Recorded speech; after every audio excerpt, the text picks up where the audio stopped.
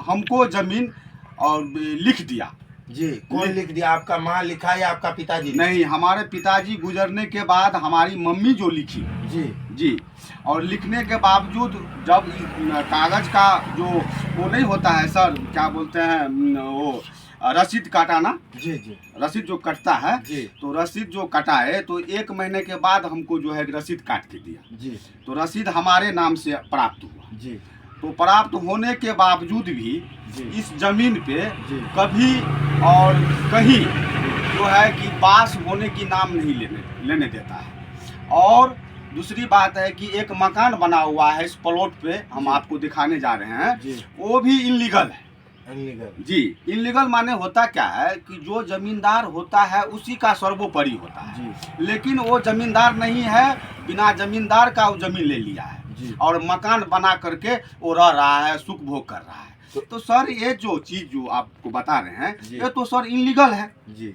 जिनका कबाला है, जिनके नाम से है, उनका जमीन सर्वोपरि है। जी। तो सर आप क्या वक्तव्य देंगे? सर हमारा यही अनुरोध है जी, डीएम साहब, सीओ साहब से कि एक बार स्थल पे आकर के और इस जमीन को मुआयना देख करके हमको सही जो है निराकरण होना चाहिए। जी।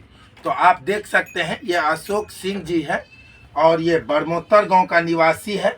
और ये जो है ये अपने मम्मी से, जब ये इनका फटेदार का दोनों का ज़मीन था एक साथ ही इनके पापा के नाम से, इनकी पापा को गुजरने के बाद ये जो अशोक जी जो है ये 2 भाई है, 3 भाई और 3 भाई है ये।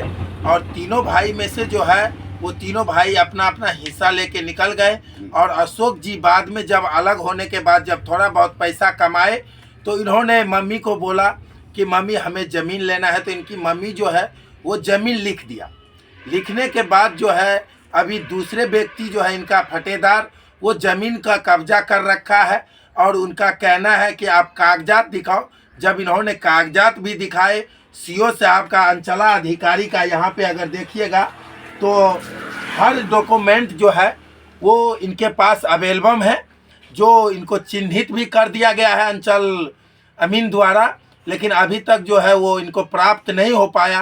तो सुपौल का डीएम साहब से और अंचला अधिकारी से भी हमारा विनती रहेगा कि सर ये गरीब आदमी जो है वो काफ़ी कागजात के मामले में उलझे हुए हैं। आप इनकी बातों को अगर आप तक पहुंचते हैं तो संज्ञान में इनकी बातों को भी लेंगे और इनकी ज़मीन जो है वो जल्द से जल्द प्राप्त कराने का प्रयास भी करेंगे। फिर मिलेंगे हम आपको एक नई सोच के साथ एक नई वीडियो में। तब तक के लिए जय हिंद।